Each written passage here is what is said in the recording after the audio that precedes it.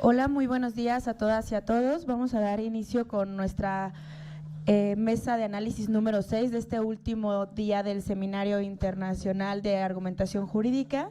La mesa se denomina Activismo, Decisiones Relevantes, Acceso a la Justicia. Les voy a presentar a quienes nos acompañan este día.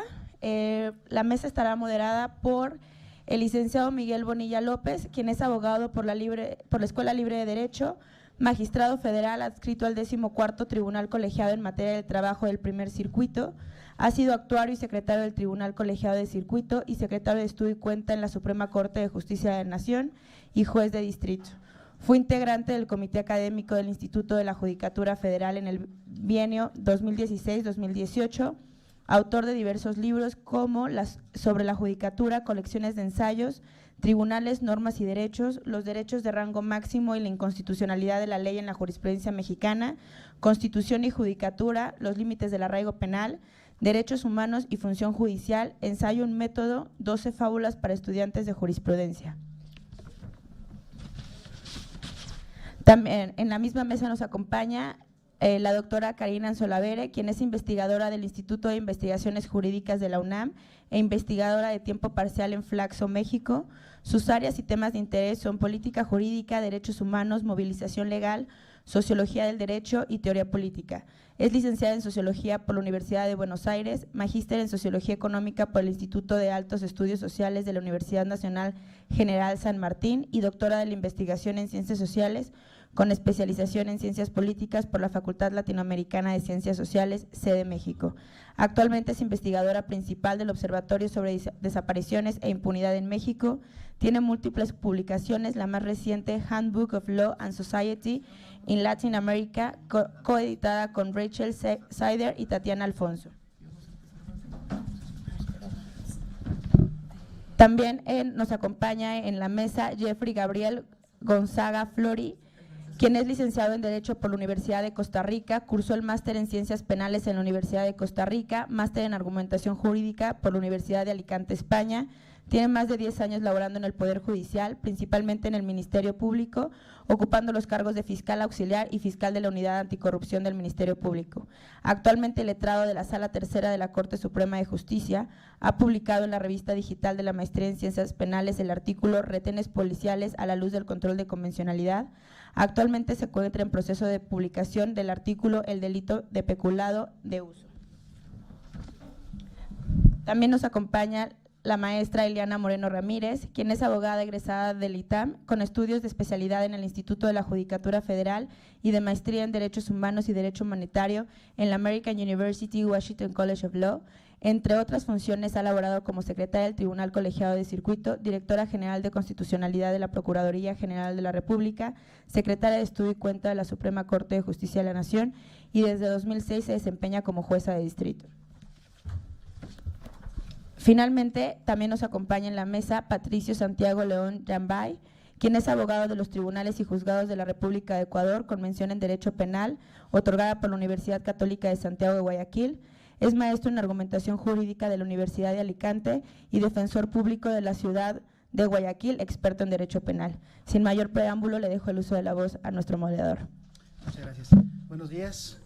Buenos días aquí a los integrantes de esta mesa. Buenos días a todos ustedes. Vamos a iniciar con la mesa que se intitula Activismo, Decisiones Relevantes y Acceso a la Justicia. La idea es que cada uno de nosotros exponga qué es lo que entiende por activismo con miras a explicar esa posición en función de un caso, de una sentencia que hayamos nosotros visto o escogido en nuestros respectivos países y que nos pueda servir para ejemplificarlo. Creemos que la vía del ejemplo concreto, el ejemplo real, podría ser más útil que una mera disquisición de corte teórico. Vamos a tener esta mecánica. Voy a hablar entre unos 10, 12 minutos sobre el tema del activismo y después les daré la palabra a mis compañeros para los efectos de que cada uno intervenga. Al término de nuestras exposiciones se abrirá un breve momento de unos 5 minutos por persona para que se puedan formular réplicas o comentarios a las ponencias de los demás y después se organizará un debate en el que rogamos que ustedes puedan intervenir. nos interesará mucho saber qué es lo que piensan ustedes de lo que aquí podamos haber dicho. Están con nosotros, como se ha dicho, pues personas muy preparadas y con mucho entusiasmo. Después de mí intervendrá Karina Solavere, después intervendrá Patricio Santiago León Yambay, después Ileana Moreno y al final Jeffrey Gabriel Gonzaga. Ese será el orden de las intervenciones. Y dicho lo cual, pues comenzaremos. Antes que nada debo decir que mi presencia aquí obedece más bien a un vínculo de amistad con una persona que estuvo en Alicante y que me dijo que si sería de mi interés el participar en la mesa. Por ese vínculo de amistad es que acepté, porque pues la verdad es que no sé ustedes, pero a mí me pone un poco nervioso hablar frente al público. Entonces, si no fuera por Lisbeth Pérez Serrano, la verdad es que yo pues no habría dicho que sí, pero para nada. Pero ya que estoy acá, haré mi mejor esfuerzo. Haré una introducción genérica de lo que pienso que ocurre cuando hablamos de activismo. Creo que es un falso debate hablar de jueces activistas y jueces que no lo son.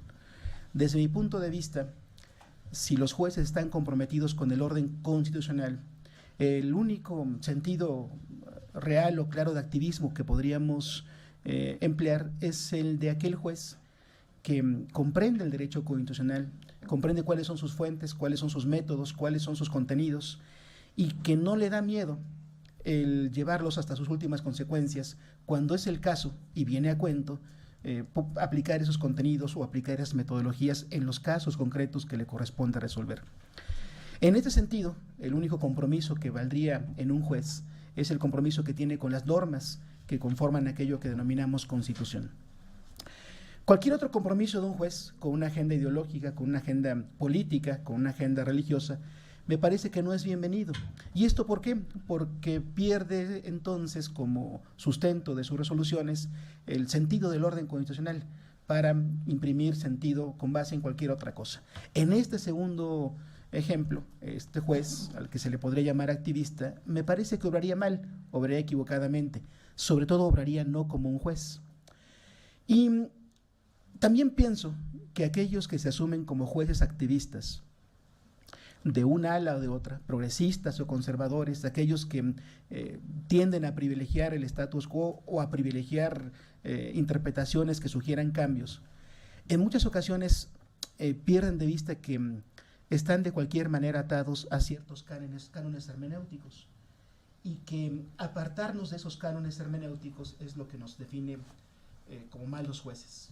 Pienso entonces que el juez activista es aquel, o el único sentido conveniente de hablar de un juez activista es aquel que está comprometido con el orden constitucional y lleva hasta sus últimas consecuencias, tenga cuento en sus sentencias, en los casos concretos que le corresponde resolver. Cualquier otro sentido se me hace equivocado. Y les explico esto de la siguiente manera.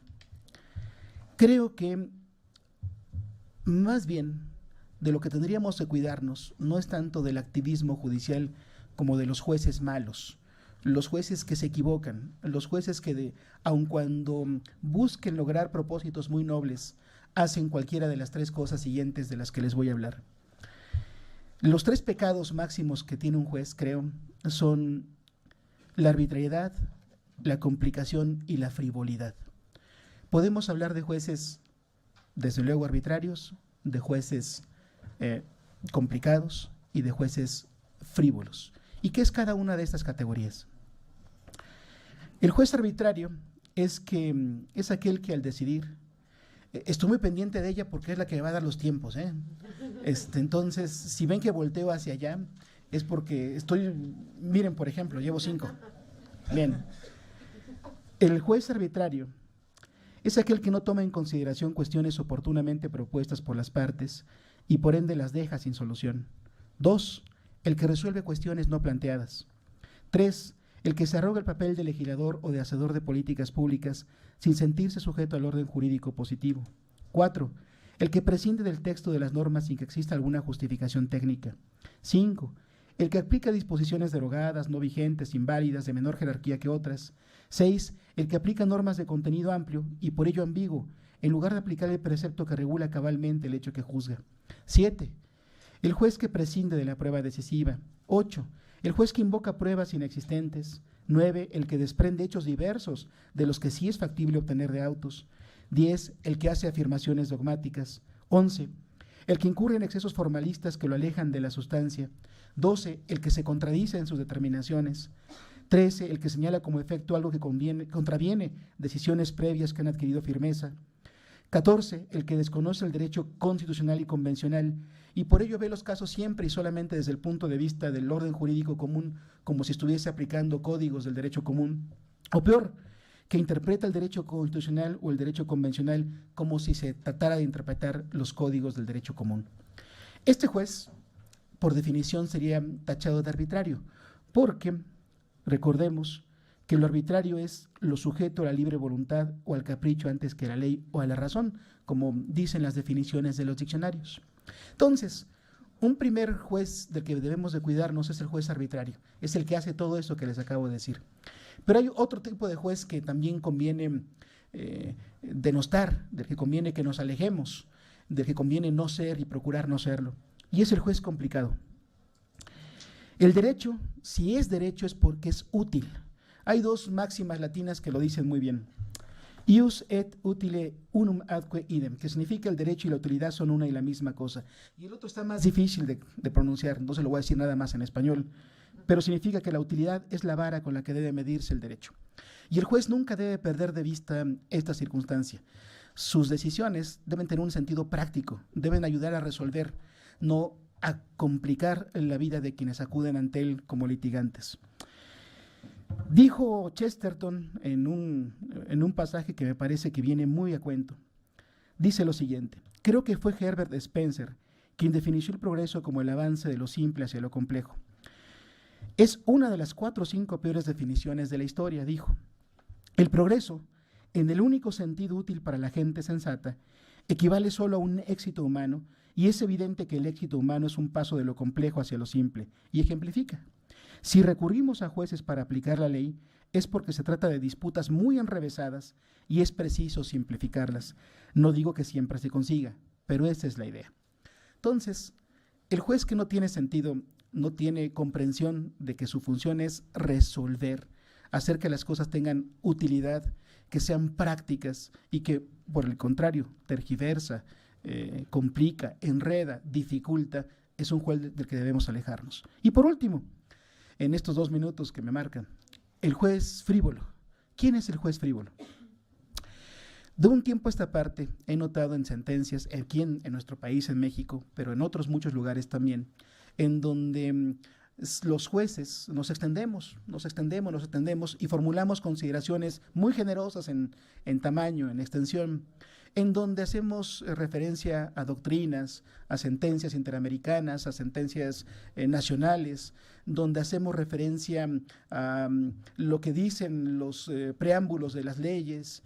En fin, aderezamos nuestras sentencias con un acervo, una serie de transcripciones que engrosan la sentencia, pero que cuando uno se pone a examinar cuál es realmente la fijación de la litis, cuáles son los argumentos que se abonan para resolverlos, uno se da cuenta que esas páginas son 3, 4, 5, y que de esas 500, 600, 700 páginas, en realidad a lo que le podemos llamar cabalmente sentencia es esas 4 o 5 páginas finales. Todo lo demás es adorno, es frivolidad. Bueno, creo que esas 3 clases de jueces, el juez arbitrario, el juez complicado, el juez frívolo, son ejemplos de jueces malos, de jueces a los que no debemos, quienes ejercemos esta función, parecernos, buscar no parecernos a ellos. Y ustedes, quienes tienen como misión examinar desde la academia estas sentencias, creo que tendrían un buen parámetro para hacerlo. ¿Qué tiene que ver esto con el activismo en mis 0 minutos que me tocan? Tiene que ver lo siguiente, tiene que ver y mucho, creo yo. Pienso que los jueces activistas podrán serlo si quieren. Pero si incurren en frivolidad. Pero si incurren en complejidad. Pero si incurren en arbitrariedad, pues a lo mejor son activistas, pero sobre todo serán jueces malos. Muchas gracias. Cedo el uso de la palabra, por tanto, a Karina Anzolavere, con sus 10 minutos. Por favor, muchísimas gracias.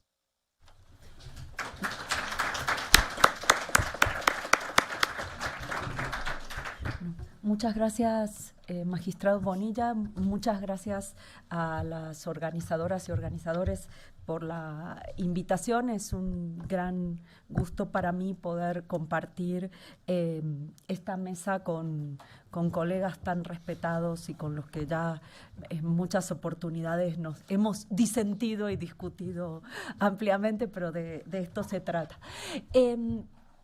Bueno, yo quisiera primero organizar mi exposición de esta manera. Primero hacer un recorrido acerca de qué sentido se le ha dado a la noción de activismo judicial, sobre todo en Estados Unidos y posteriormente en América Latina, qué implicaciones tiene y ejemplificar esto con un caso de Argentina, un caso que, bueno, es probable que muchos de ustedes conozcan, que es el caso conocido como el caso Riachuelo, que decidió la Suprema Corte de Justicia de este país a propósito de un río contaminado en el país.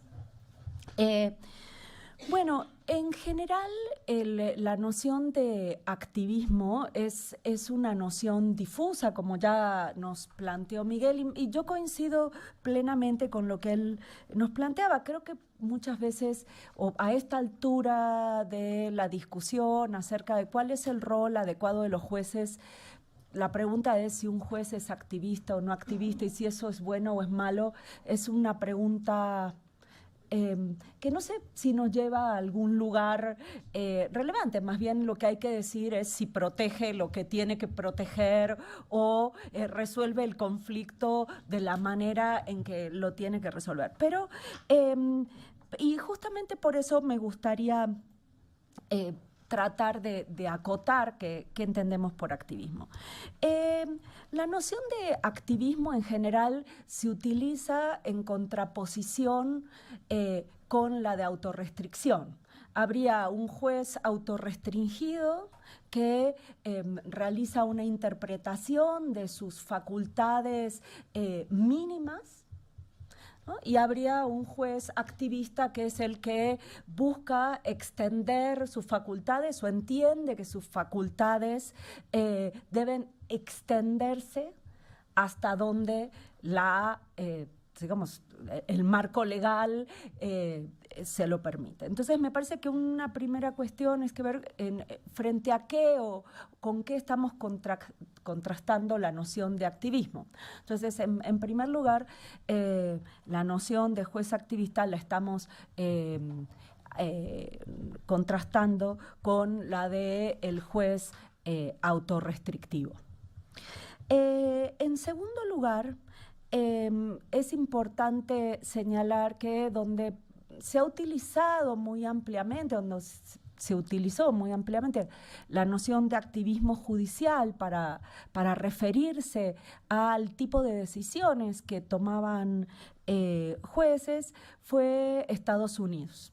Y allí la noción de activismo ha tenido, o la connotación de juez activista fue una connotación negativa. ¿Qué suponía ser un juez activista? Bueno, suponía ser un juez que decidía con arreglo a sus preferencias políticas o a su ideología, pero que olvidaba el derecho o que era poco apegado a derecho. Y en esto es interesante plantear que bueno, la noción de activismo se refiere tanto a un activismo progresista como a un activismo conservador, no es privativo de jueces que tuvieran una posición progresista, por ejemplo, respecto de los derechos.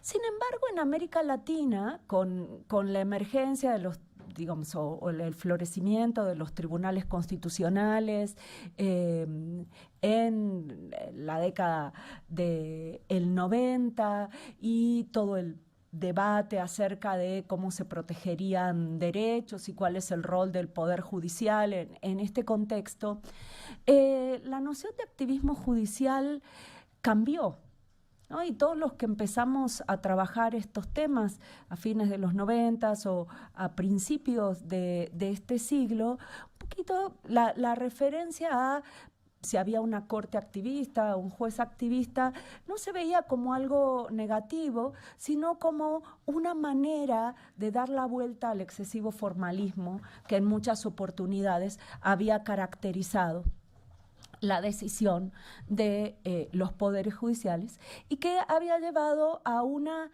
excesiva autorrestricción como una manera de protegerse o no intervenir en cuestiones relevantes. El caso de Argentina es muy significativo.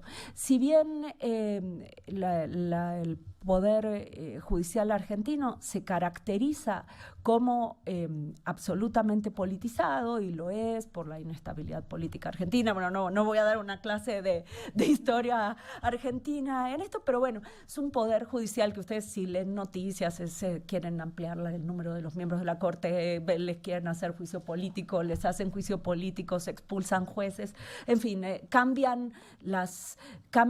el gobierno y la dinámica en el Poder Judicial cambia mucho.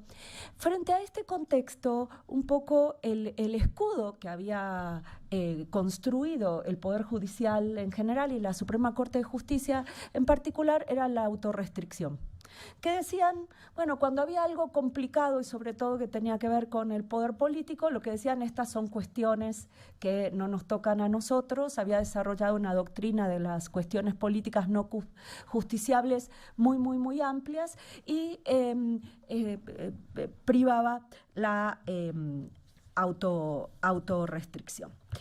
En este sentido, yo lo que quiero señalar es que efectivamente en América Latina, cuando hablamos de activismo judicial, hablamos justamente de jueces o de poderes judiciales que intentaron o comienzan a decidieron tener una posición más activa frente a problemas sociales y frente a problemas políticos, pero no necesariamente con una connotación negativa, sino con una connotación positiva. Y finalmente, antes de referirme muy rápidamente a la sentencia Mendoza, que es la sentencia Riachuelo, que es justamente el caso que quiero compartir con ustedes, es señalar que el carácter de activista de un juez o de un tribunal no es un carácter de todo o nada. No podemos hablar de un tribunal activista sí o no. Hay temas y puede haber temas en que un tribunal sea muy activista, un juez sea muy activista en este sentido de extender y hacer una interpretación amplia y en otros en que no lo sea. Todo esto para poner un poquito de orden a qué hablamos, sobre qué hablamos cuando hablamos de activismo. Y bueno, y un ejemplo que a mí me parece un ejemplo adecuado de activismo es la resolución de la Suprema Corte de Justicia de la Nación Argentina respecto del caso de la cuenca del Riachuelo. Les cuento muy rápidamente. El Riachuelo es un río que está a la salida de la ciudad de Buenos Aires, en el límite entre la ciudad de Buenos Aires y la provincia de Buenos Aires. Imagínense aquí el límite entre la Ciudad de México y el Estado de México. Y es un río donde hay muchas empresas y está absolutamente contaminado. Un río con un nivel de contaminación, es histórico en Argentina, la denuncia sobre el Riachuelo. Una organización no gubernamental dedicada a protección de derechos ambientales presenta una acción colectiva ante la Suprema Corte de Justicia, representando a los habitantes del lugar y esgrimiendo que sus derechos al medio ambiente adecuado, reconocidos constitucionalmente en 1994, estaban afectados por la situación del riachuelo. Ahí uno, en el modelo autorrestrictivo histórico de la Suprema Corte de Justicia, lo que hubiera sido probable es que la Suprema Corte diga, bueno, digamos, repárese a las víctimas, pero todo lo que implica dejar de promover una política pública para limpiar el riachuelo y para organizarse, para disminuir los niveles de contaminación, están fuera de nuestras facultades y exceden las facultades que tenemos nosotros. Porque esto corresponde a los otros poderes del Estado, al Poder Ejecutivo o al Poder Legislativo. Esto es lo que normalmente decía, ya 30 segundos. Pero, sin embargo, la Suprema Corte de Justicia decidió de otra manera, decidió entrarle al asunto, decidió tomarse el asunto en serio y decidió ir más allá que poner sanciones o establecer reparaciones, y lo que propuso fue una solución experimental frente al caso, una interpretación experimental respecto del caso. ¿Qué ordenó? Sí, es verdad, hay cosas de política pública que nosotros no podemos definir. La Suprema Corte de Justicia no puede decir qué política pública debe hacerse para limpiar un río contaminado. Excede absolutamente, pero sí lo que les pido es que se organice una comisión integrada por el Poder Ejecutivo, las áreas correspondientes del Poder Ejecutivo, del Poder Legislativo, de los municipios, porque había 6 municipios involucrados en esa cuenca, y de los habitantes, y que a partir de esta organización, en 6 meses, se proponga una serie de medidas para justamente hacer efectivo el derecho a un medio ambiente sano a partir de diferentes medidas. Yo no sé si esto es activismo o no, pero me parece que fue una manera razonable y comprometida de resolver un problema complejo sin rebasar las facultades establecidas, y que este tipo de decisiones para problemas complejos y de este tipo me parece que deberían ser aplaudidas. Muchas gracias.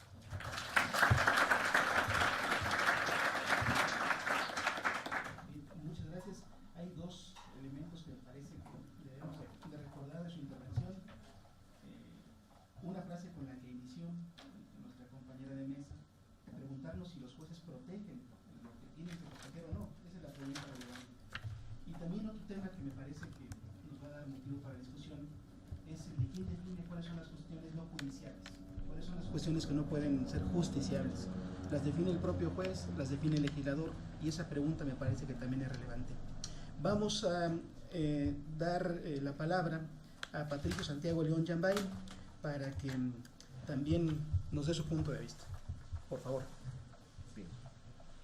Buenos días a todos los presentes. Un honor compartir la mesa con distinguidos académicos. Y bien, en cuanto a la postura personal sobre activismo judicial, yo me encasillo en los siguientes parámetros. Desde un contexto iberoamericano se ha denominado como activismo al ejercicio de la jurisdicción encaminado a la realización de la justicia y de los valores del ordenamiento jurídico por encima de los límites del derecho positivo que puede establecer. Es decir, un juez de alguna otra manera que concibe a la justicia llena de valores y que de alguna otra manera, si se lo impide el ordenamiento positivo, su fin es lograrlo. En sí, el problema que plantea el activismo judicial es en la posición del rol del juez. En la constitucionalización de nuestros estados es qué puede hacer el juez en un estado constitucional de derecho, qué es lo que puede y qué es lo que debe de hacer un juez en un estado constitucional de derecho. Entonces, cuando se establecen valores en forma de principios y derechos constitucionales, se introduce una dimensión valorativa que debe, desde mi postura personal, coexistir con una dimensión autoritativa del derecho. No se desconoce esa dimensión autoritativa del derecho, pero con la constitucionalización de los estados se incorpora esa dimensión valorativa a la cual el juez debe estar, en este caso, encasillado. Ya que existen razones sustantivas o razones subyacentes a la regla, y por lo tanto esas reglas o esos valores subyacentes a las reglas deben de dotar de un contenido material. Por lo tanto, en ese sentido, en las variantes de las concepciones del derecho, como es el formalismo, el normativismo o el relativismo, en este caso el realismo, fracasan esos límites en la reconstrucción del Estado constitucional de derechos. Se ven muy limitados, pero en la constitucionalización, al existir una valoración, en este caso una dimensión valorativa, sí se lo debe de hacer.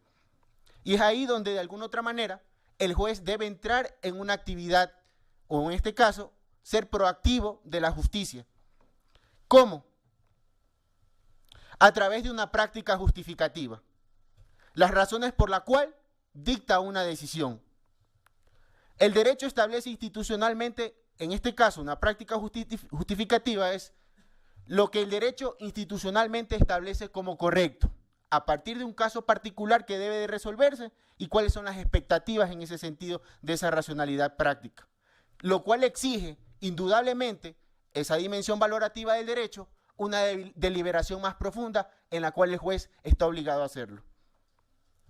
Por ende, en esta especie de Estado constitucional, el juez amplía los límites trazados por las reglas para lograr los fines del Estado y de cosas valiosas que orientan esa misma norma. En ese sentido, considero que a partir del caso que voy a mencionar en este momento, que es un caso ecuatoriano, se grafica o se encasilla perfectamente en mi postura de un juez activista, un juez que busca o que tiene como herramienta principal la justicia.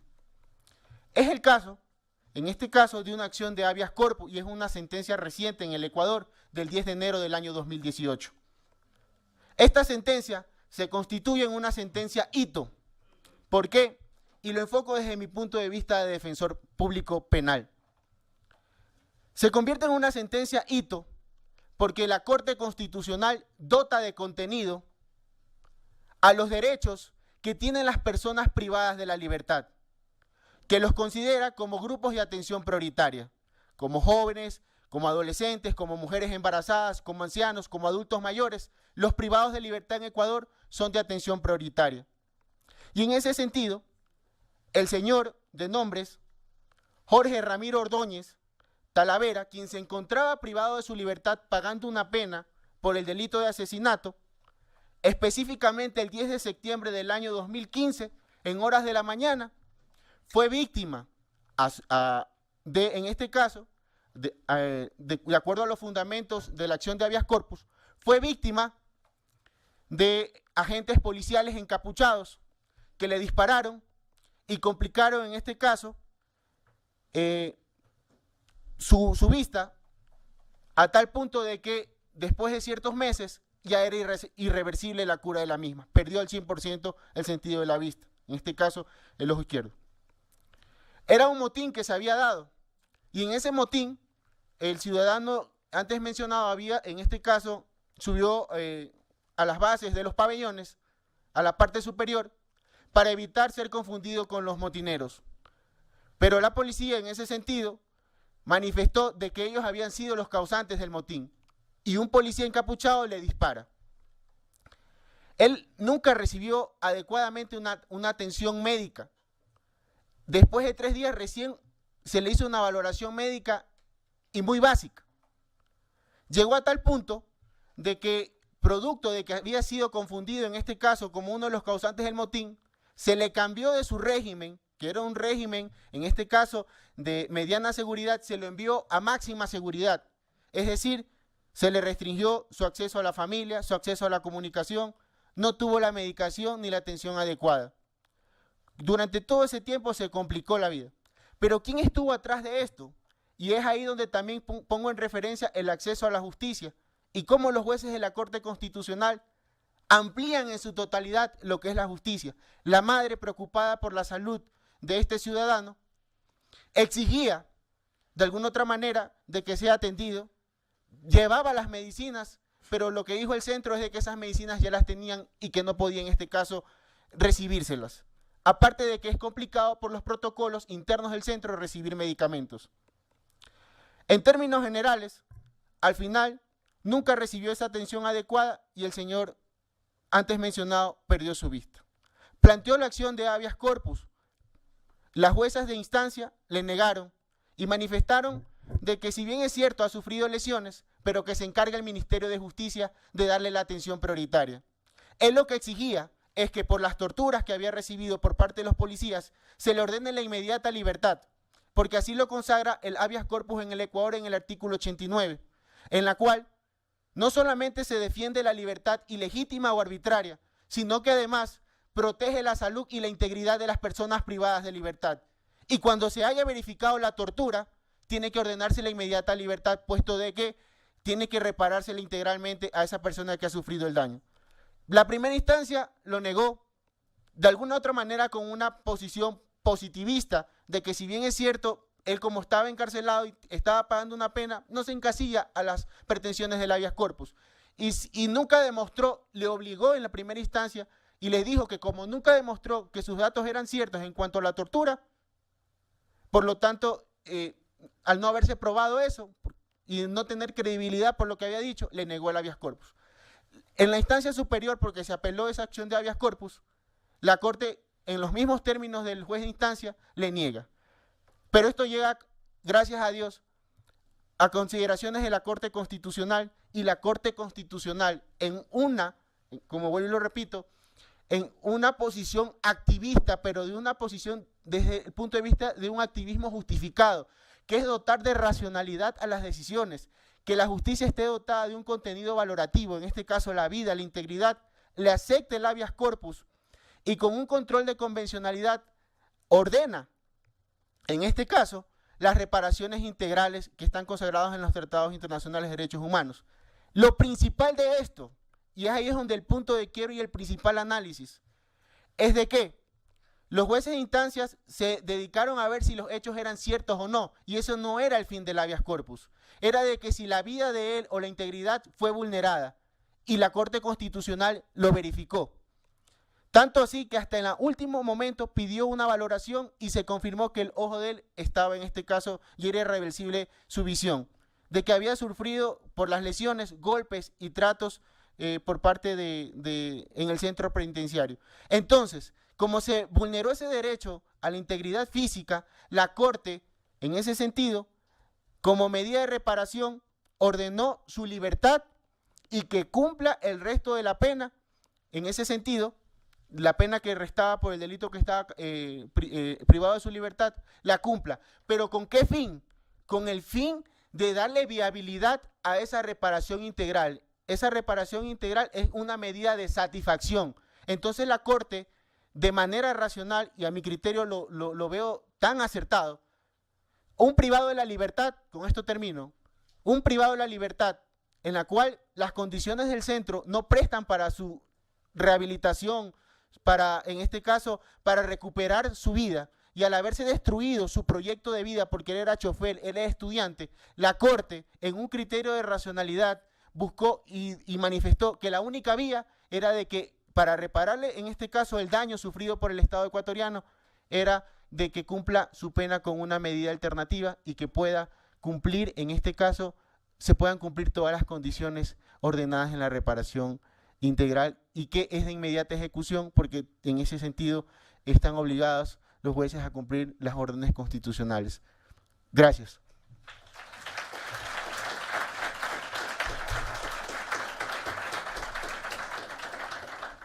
Muchas gracias, Santiago. Pues suscita la pregunta, ¿no? ¿Qué puede y qué no puede hacer? ¿Hasta dónde alcanzan las instituciones jurídicas como resortes o como frenos? En fin, siguen las mismas cuestiones que estamos abordando. Tiene el uso de la palabra ahora Liliana Moreno Ramírez. Por favor.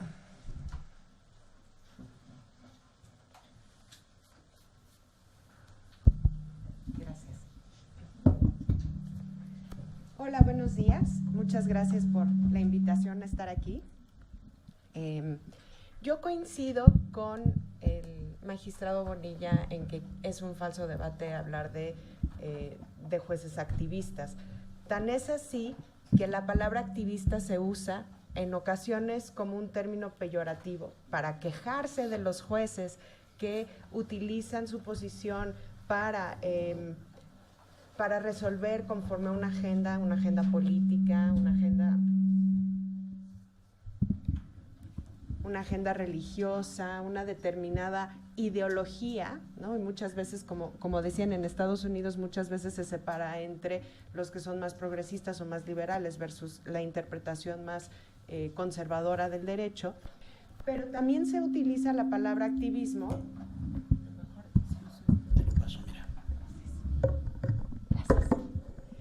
Pero también se usa la palabra activismo en algunos contextos para decir que bueno, que estos jueces están más involucrados en la protección de los derechos. Celebramos que ahora tomen un papel más activo en la protección. Y creo que para entender esta forma o para ver de dónde vienen estas distintas formas de activismo, conviene también recordar un poco de historia de nuestros regímenes. Por lo menos en los regímenes latinoamericanos muchas veces eran regímenes con un muy fuerte presidencialismo, donde realmente el papel de los jueces históricamente ha sido de simple aplicadores de leyes, de silogismos, ¿no? Nada más se ajustan los hechos a lo que dice la ley, bueno, pues entonces los aplico y listo. Incluso regímenes presidenciales y en ocasiones hasta dictaduras. Pero esto en América Latina en las últimas décadas ha ido cambiando. Entonces se han introducido derechos humanos constitucionalizados. Todo el esquema del derecho internacional de los derechos humanos se ha introducido a las constituciones y además también tiene que ver la fuerte influencia de las decisiones de la Corte Interamericana y cómo se han recibido en cada uno de los estados. Y esto ha hecho que en distintos lugares, incluido México, el papel del juez cambie. Ya no se le percibe como un mero aplicador de silogismos, sino que ahora está llamado a que su función sea diferente y sea la de interpretar el alcance de los derechos. Y esto tiene una estrecha vinculación con si se es activista o no, porque a lo mejor se puede intervenir en una decisión del Estado. Además, déjenme decirles, siempre en un caso judicial va a haber alguien que gane y alguien que pierda. Y alguien que le va a decir, pues tú estás actuando bien y me gustó o no me gustó tu sentencia. Y también en función de eso te van a decir que tu decisión es activista o no, que es excesiva o no es excesiva, que te estás restringiendo o que no. Incluso si se toma una decisión que podría llamarse autorrestringida, te pueden decir, oye, pero es que debiste en este caso hacer más, el régimen jurídico te lo permite.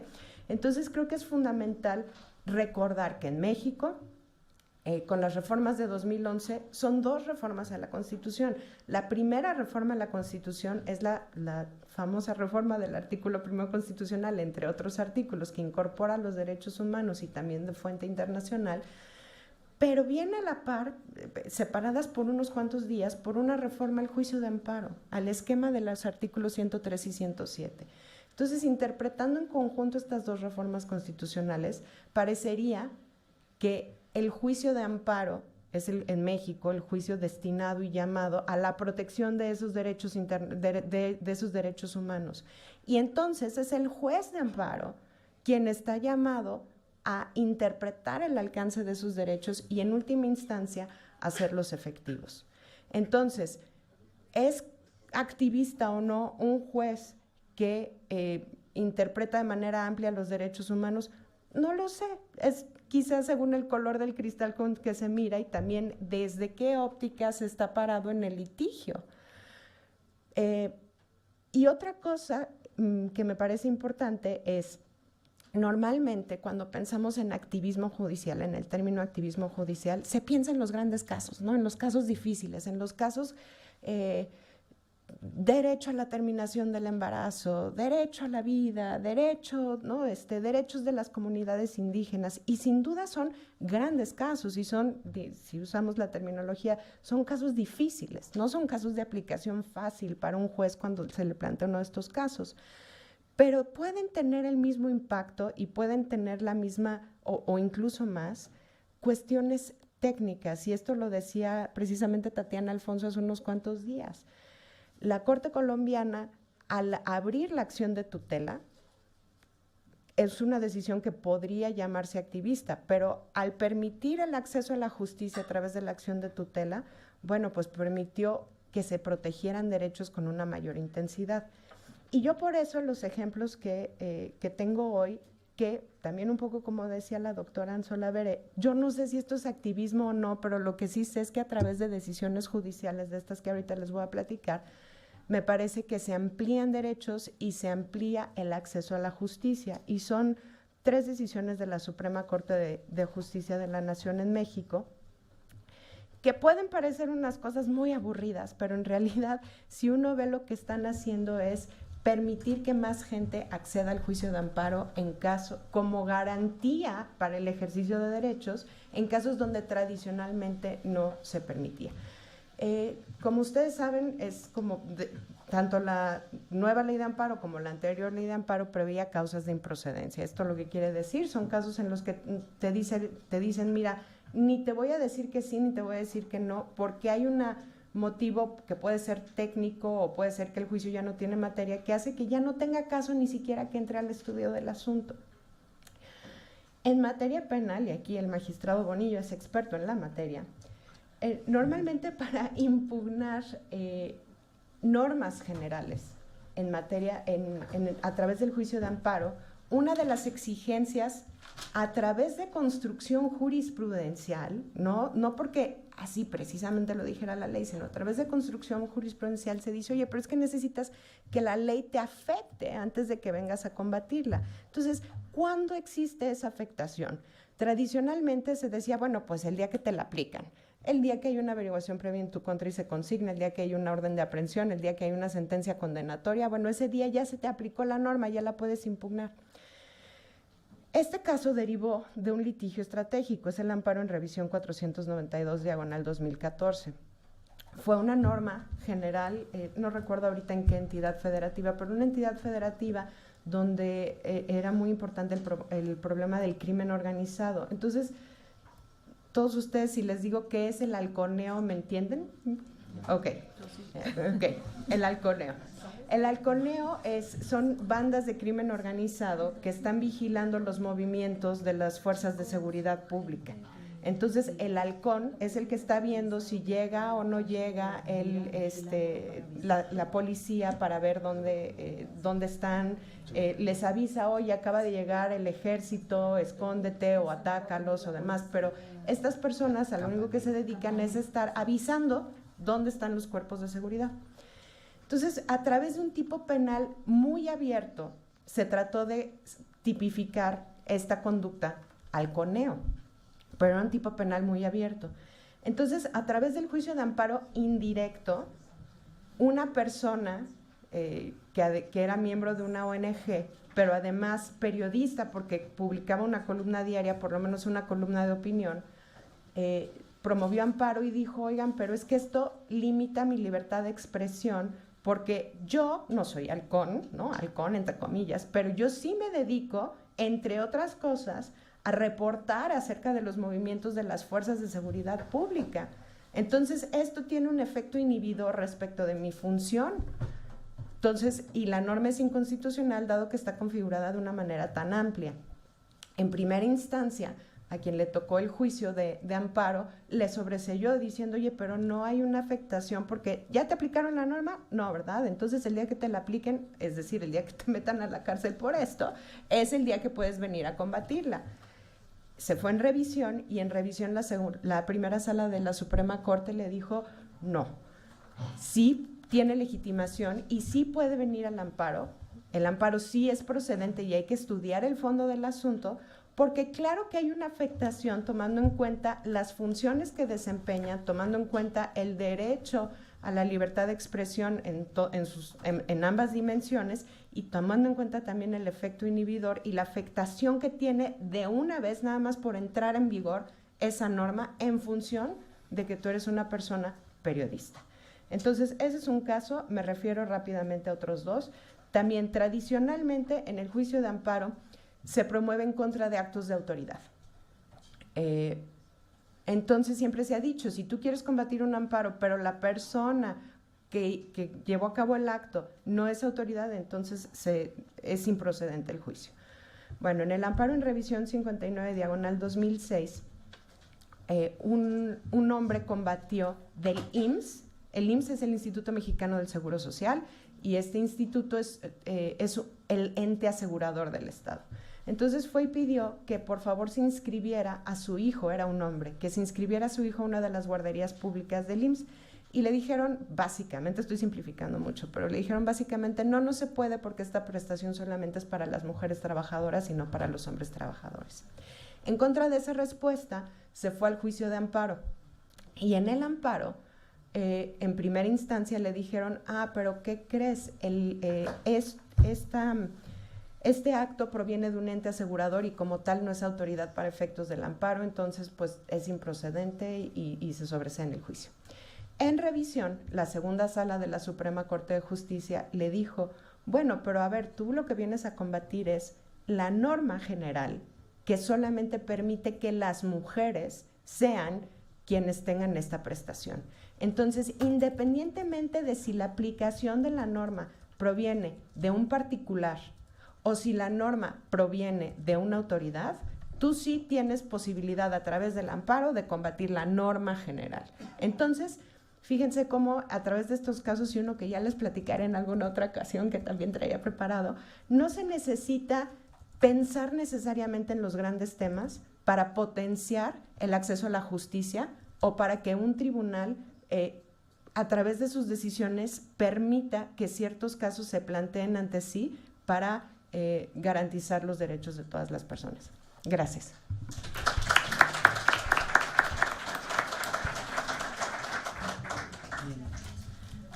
Va a haber tiempo para que nos digas el otro caso.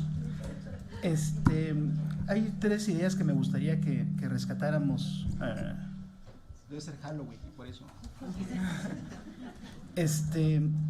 Tres ideas que me parece, ya ven. La primera es que a lo mejor el juicio de si un juez activista o no, sí depende no tanto de lo que decide en sí, sino más bien de la perspectiva que tiene aquel a quien va dirigida la sentencia. Eso podría ser un tema a considerar.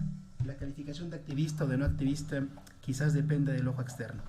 Un segundo elemento que me parece importante, que me parece rescatable, es el de que si debemos considerar o no como parte de la función de los jueces cuando evalúan las leyes, el considerar el efecto inhibidor que podrían tener al margen de si existe o no un agravio real y concreto. Y por último, una pregunta que creo que subyace a las exposiciones que hemos tenido acá. Los ejemplos que se han puesto son todos de tribunales superiores, tribunales últimos, las cortes constitucionales. Y creo que valdría bien la pena preguntarse el por qué de esto. ¿Por qué no son los jueces de primer grado, los jueces de segundo grado, aquellos que con regularidad resolviesen cosas como estas, sino los tribunales constitucionales y últimos? Y creo que habría quizás algunas razones hasta sociológicas por las cuales ocurre esto. En fin, eso podrá ser motivo de debate en el momento en que podamos empezar nuestras réplicas. Toca el turno de la palabra ahora a Jeffrey y Gabriel Gonzaga. Flori, por favor. Buenos días, muy agradecido con los miembros de la red y formar parte de esta mesa, que a veces me gustaría estar más bien del otro lado, escuchando a Karina, a Eliana y a Santiago. Voy a montarme un poco aprovechándome del desarrollo teórico que hizo Karina y quisiera introducir dos conceptos importantes que tienen generalmente una carga emotiva negativa cuando se habla de activismo judicial y corresponde al concepto de gobierno de los jueces y politización de la justicia. El concepto de gobierno de los jueces, que inicialmente es utilizado por Lambert para referirse a los inconvenientes que se pueden generar debido al freno del trabajo del legislador impuesto por los jueces, ha evolucionado y se acepta actualmente que en realidad los jueces también ejercen gobierno en un sentido amplio del concepto, según el cual el gobierno es el conjunto de personas que ejercen poder político, o sea, que determina la orientación política de una cierta sociedad. Y eso no lo podríamos negar, que se extrae a partir de las decisiones judiciales que se toman especialmente de los órganos de rango constitucional. Por politización de la justicia, vamos a entender un intento propiamente desde un poder distinto del judicial que trata de controlar las decisiones que se dan dentro de ese ámbito. Habiendo hecho esa diferencia, yo quisiera exponer el caso costarricense sobre la reelección presidencial. Resulta que en la Constitución de Costa Rica de 1948 se establecía que era posible ser reelecto, pero por periodos no consecutivos. Posteriormente, en 1969, se instituye un constituyente derivado que implicó la aplicación de un procedimiento mucho más gravoso y que estableció la restricción o la imposibilidad de que se diera la reelección presidencial. ¿Qué sucede? En un contexto donde el expresidente Óscar Arias había manifestado de manera pública su interés de buscar la reelección presidencial, se dan una serie de intentos de reforma. El primero de ellos es que se dan dos distintos proyectos de ley para tratar de hacer, mediante un nuevo constituyente derivado, una derogación o una nueva formulación de las restricciones que se tiene para la reelección presidencial. Ambos proyectos fracasan. Posteriormente, en el año 2000, se interpone una acción de inconstitucionalidad en contra de la norma que establecía razones de carácter sustantivo y procedimental que consideraban en esa acción que la reforma había sido inconstitucional. Es decir, estaban planteando que una norma constitucional era de carácter inconstitucional. Los dos aspectos de carácter sustantivo era que había una violación del principio de igualdad y que se restringía el derecho de ser elegido y ser electo. El otro aspecto de carácter procedimental es que dentro de la regulación se establecía que a nivel de la comisión de la Asamblea Legislativa, que en realidad se constituye como una asamblea constituyente derivada, tenía un plazo de 20 días para dictaminar el proyecto. La acción de inconstitucionalidad se conoce en el año 2000, se rechaza. Se intenta nuevamente hacer esa reforma y lo que se hace es, se interpone una acción ante la Comisión de Derechos Humanos. Se rechaza en la Comisión nuevamente de Derechos Humanos.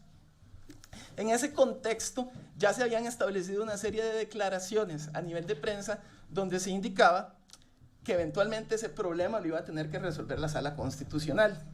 ¿Y qué sucede? Que finalmente la Sala Constitucional declara inconstitucional la norma que prohibía la reelección, y basado en dos aspectos, que son exactamente los mismos argumentos que habían resuelto hacía 3 años, indicando que el plazo procedimental de los 20 días era perenitorio y que por esa razón no era válida la reforma que se hizo de la Constitución y que además se violentaba el derecho de igualdad y el derecho a ser electo y reelecto. A partir de este caso yo construyo un concepto de activismo judicial que lo que me permite establecer es que existe dentro del activismo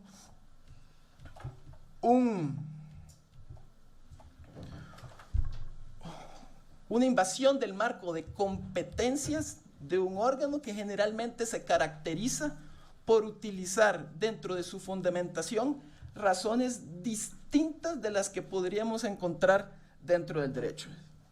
Y entonces, ¿qué sucede si uno analiza unos aspectos que tampoco forman parte de la sentencia, pero que me permiten establecer que la decisión también podría ser activista? Resulta que de las 43, 44 reformas que se habían hecho a la Constitución, 27 no habían cumplido con los aspectos procedimentales para que fueran efectivas, llamando la atención de que una de esas reformas es precisamente la que le da validez o crea la norma constitutiva que da origen a la Sala Constitucional.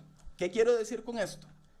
Que si se hubiera extrapolado el razonamiento que se utilizó para decir que la reforma había sido inconstitucional por el simple incumplimiento del plazo, hubiera llevado a la consecuencia necesaria de que la misma Sala Constitucional hubiera tenido que afirmar que la norma que la creó y le dio cabido dentro de la Constitución también era inconstitucional y no podría haber ni siquiera conocido el conflicto, lo que devela que efectivamente hay una incoherencia tremenda en las decisiones de la Sala Constitucional.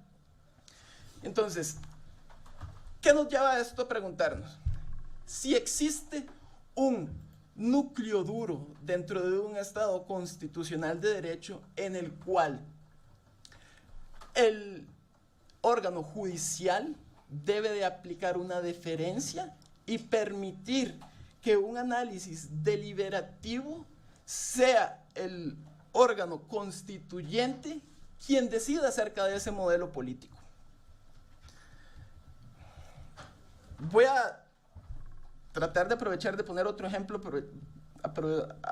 aprovechando que tenemos varios penalistas dentro del panel, de algo que podría haber sido una solución activista, pero no se tomó en cuenta la dimensión valorativa de la cual hablaba Santiago Patricio. Resulta que el modelo procesal penal costarricense establecía únicamente la posibilidad de establecer un recurso de casación que era formalista, una casación clásica. Costa Rica se ve condenada por la Corte Interamericana de Derechos Humanos en el caso Herrera Ulloa versus Costa Rica, y les dice, bueno, hay que garantizar que las partes tengan acceso a un recurso informal, inflexible y que permita un análisis integral de la sentencia. La reforma que da cabida a ese recurso y que instaura un distinto modelo procesal en el cual hay un recurso, hay una sentencia, hay un nuevo recurso de apelación y hay un nuevo recurso de casación, se establece una garantía, se elimina en ese proceso una garantía que existía que se llamaba la doble conformidad, que es una suerte de tropicalización del double jeopardy. ¿Qué significa esto? Que una persona podía ser absuelta una vez, pero si se ordenaba un reenvío ante la segunda absolutoria, no se podía interponer un recurso y la norma decía de manera literal que no se podía interponer un recurso de casación. Se deroga la norma cuando se introduce el recurso de apelación y en una acción de inconstitucionalidad se vuelve a incorporar la norma por un asunto de seguridad jurídica y dice que no se debió de haber derogado la norma en esa reforma que se dio en el año 2006. ¿Qué sucede? La finalidad de la norma, si uno se va y analiza los antecedentes legislativos y hace una reconstrucción histórica, tenía como objetivo evitar esos regresos infinitos y lo que se llama comúnmente una pena del banquillo. Alguien es absuelto, se apela, vuelve a juicio, se apela, vuelve a juicio. Resulta que en el modelo en el que fue prevista esa garantía, estaba claro que no hacía falta hacer referencia a un recurso de casación porque no había otro recurso del cual se habla. Sin embargo, en el régimen procesal en el que se instaura, ya no existe ese recurso de apelación. Cuando declaran con lugar la acción de inconstitucionalidad que vuelve a incorporar esa garantía, los colegas que yo conozco de la defensa pública estaban muy contentos, porque dicen, ahora sí vamos a tener una garantía, pero solicitan una adición y aclaración que resultó terrible en los términos de la finalidad de la norma, porque estableció que se debía de hacer una interpretación literal gramatical y establecer que la garantía de doble conformidad aplicaba solo para la casación en los términos del régimen anterior. En términos sencillos, esa interpretación lo que implicó es que se podían interponer recursos de apelación y desde la apelación hacer regresos ad infinitum hacia la primera instancia. Esta interpretación literal gramatical, que no tuvo en cuenta la dimensión valorativa, nos pone sobre la palestra si efectivamente debía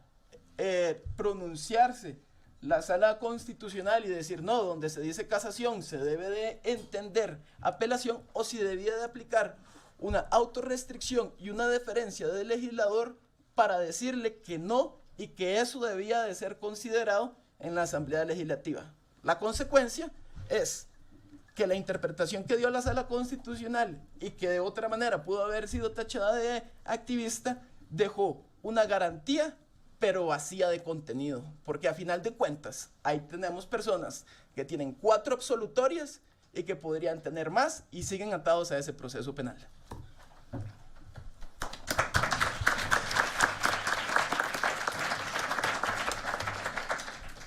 Muy bien, pues otra vez parte de los temas que siguen en pie es esa que existe entre la dimensión autoritativa del derecho y la dimensión, como se ha dicho acá, valorativa, porque al final de cuentas de eso se trata el problema de los jueces. Hacemos caso al sentido de justicia, hacemos caso a lo que nos dictan las normas sobre cómo es que tenemos que proceder. Vamos a pasar a la segunda parte de esta mesa. Son las 10:15, tenemos exactamente media hora para concluir, y le voy a dar el uso de la palabra de nueva cuenta a nuestros compañeros de mesa para que en algún caso nos gustará, por supuesto, ir el otro asunto, el otro caso, en otros para que puedan explayarse todavía en las ideas que quedaron. Que parte de esos 5 minutos pudiésemos dedicarlos también a ir centrando nuestras intervenciones, por lo menos creo yo, salvo que tengan ustedes una mejor propuesta, en preguntarnos y respondernos siquiera 3 cosas. La primera de ellas me parece que es relevante para la mesa, es relevante para ustedes. ¿Por qué es que los ejemplos que hemos tomado aquí preferentemente tienen que ver con tribunales de última instancia, los tribunales máximos, los supremos? ¿Por qué es que los jueces de primer grado no suelen ser como, bien sea balconeados o bien sea puestos como ejemplo de sentencias de esta índole? ¿Qué es aquello que pasa que pareciera ser que solo las Cortes Supremas son capaces de dictar sentencias, vamos a llamarles así, por este momento activistas? Una segunda cuestión que me gustaría que también, si lo tienen a bien, pudiésemos enfocarnos a preguntarnos cuáles son las cuestiones no justiciables. Desde luego parece ser que hay una respuesta evidente, el legislador determina que sí y que no, pero pareciera ser que en este ejercicio de autocontención también los jueces suelen a veces ser demasiado cautos o demasiado, vamos a dejarlo así, incautos, y ellos mismos decir qué cosas no son justiciables, y con eso se pierde, creo yo, para la sociedad un ámbito de acción. Y finalmente, una tercera cuestión que también me gustaría que tuviéramos en cuenta en el resto de nuestras intervenciones es esta pregunta referida a... Se mencionó aquí un tema de reforma a la Constitución. Si es que los jueces pueden controlar esto, el tema de las reformas constitucionales. Me parece muy relevante porque si damos por sentado que la Constitución y las fuentes de derecho internacional, de derechos humanos, vienen a constituir las normas de rango máximo para nosotros, pueden los jueces controlarlas, pueden los jueces referirse a estas instancias últimas del orden jurídico. Entonces, vamos a dar el uso de la palabra en el mismo orden a nuestros compañeros. Empezaríamos con Karina, después con Santiago, después con Jeffy Gabriel, perdón, con Ileana y finalmente con Jeffy Gabriel. Yo soy, entiendo que aquí hay gente de otros países, ¿verdad?, entre ustedes. Los mexicanos a lo mejor podemos parecer muy confianzudos. Yo les hablo de tú, pero no porque les quiera faltar respeto ni mucho menos, sino porque me siento en confianza y entre amigos. Pero si quieren les hablo de usted a todos. Entonces les hablé por su nombre, discúlpenme. También veo que por ahí unos panes muy ricos y unos cafés que se antojan. ¿qué daríamos nosotros por estar allá? Y, no, bueno, es que de veras yo veo que están con su panecito de dulce y pruébenlo, así que ya que no nosotros, pan de ustedes. Muerto. Pan de muerto. Sí, suena bien. Bueno, comenzamos, por favor.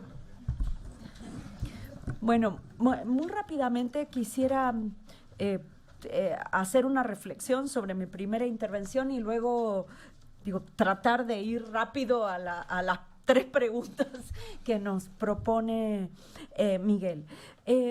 Me parece que además de lo ya señalado en las otras intervenciones que tuvieron lugar, se pensó el activismo en 2 niveles.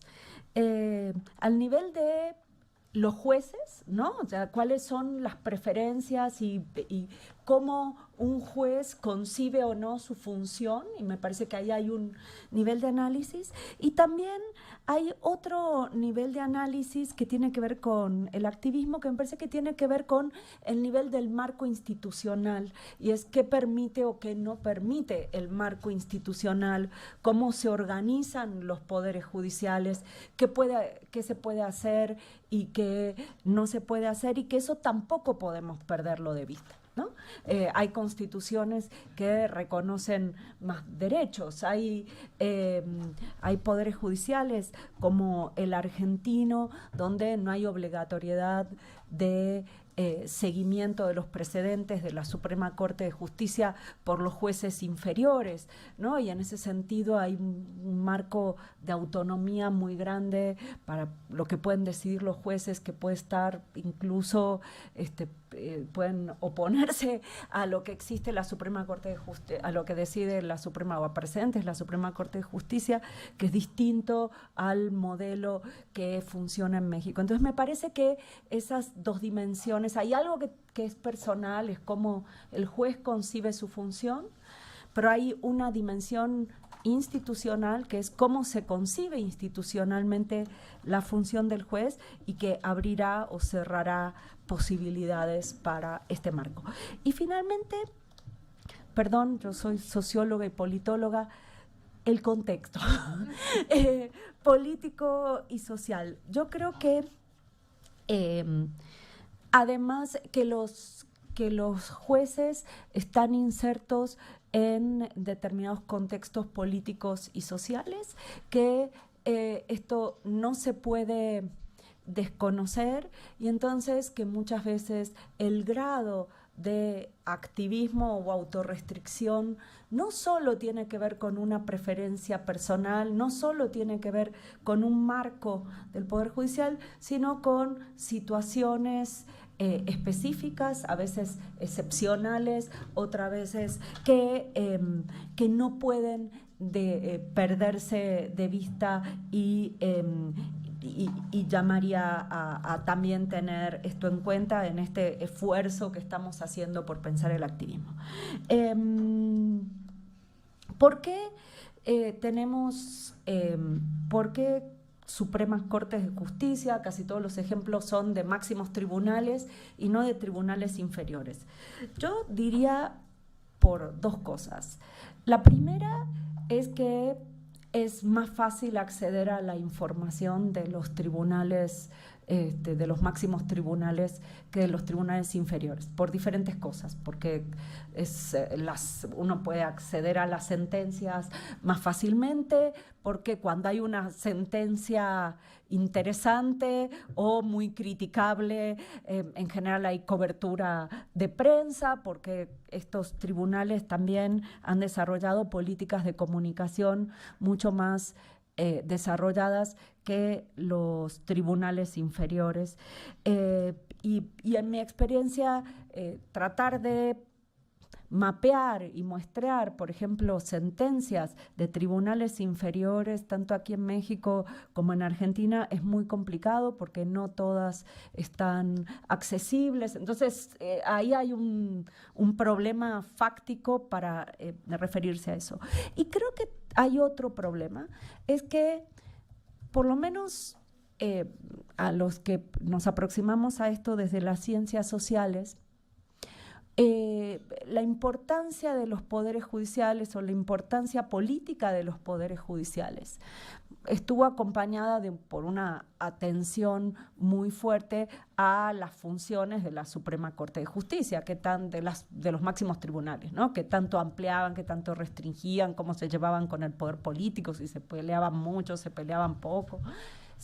Y me parece que es una asignatura pendiente que tenemos el empezar a mirar toda la estructura judicial, y sobre todo en países federales, no solo el Poder Judicial Federal, sino también la justicia local, porque ahí se dirimen muchos, una parte importantísima, la mayor parte de los conflictos, y no los tenemos en cuenta. Y respecto de quién fija las cuestiones justiciables y no justiciables, porque ya no nos queda tiempo, creo que hay un punto en que la fija, por supuesto, el legislador o la fija la Constitución, pero que también en la práctica cotidiana son los propios jueces los que van construyendo una doctrina acerca de qué es justiciable y qué es aceptable y qué no, y hay doctrinas de las cuestiones no justiciables que incluyen muchas cosas y hay otras que incluyen menos cosas, y eso no se puede perder de vista. Gracias.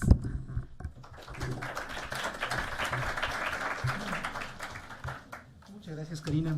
Hay una cuestión que es latente en esto último que acabas de decir. Lo dice muy bien, los tribunales están construyendo una doctrina sobre qué es justiciable y qué no es justiciable, una dimensión institucional, que es lo que le permite su constitución, su legislación orgánica. También preferencias quizás personales, pero también desde el otro lado, los jueces no podrían ser activistas a la buena o activistas a la mala, si es que no hubiese del otro lado los insumos, si no hubiese abogados litigantes que tuviesen ingenio e inventiva para plantear los casos, porque pareciera ser que los héroes o los villanos acaban siendo los jueces, pero ese juez, ese héroe o ese villano pareciera ser que lo que necesita es que le den insumos, ¿no? Entonces el litigio quizás sería la otra parte. Pero bueno, muy bien, seguimos con nuestro orden. Es el turno ahora de Santiago, por favor. Gracias.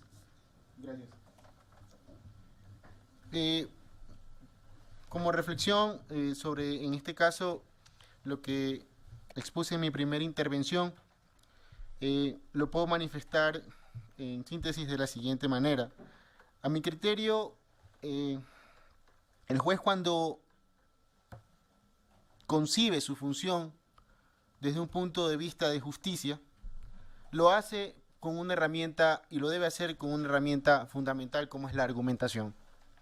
Pienso de que la argumentación jurídica representa un mecanismo positivo para el desarrollo o el contenido de los derechos que están concebidos en las reglas constitucionales. Esos criterios de racionalidad, esa corrección en la justicia, es una herramienta que nos brinda la argumentación jurídica. Y en ese sentido, en el caso en que yo traje como ejemplo,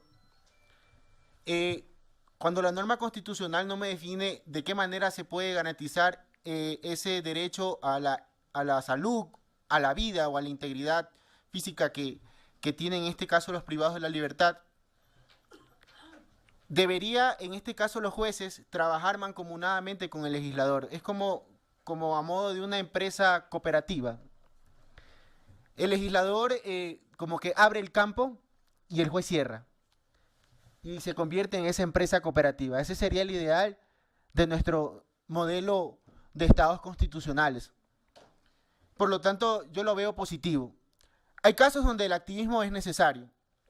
Y en el presente caso que yo traje a colación es necesario. Hay veces en que no es necesario porque son casos muy puntuales.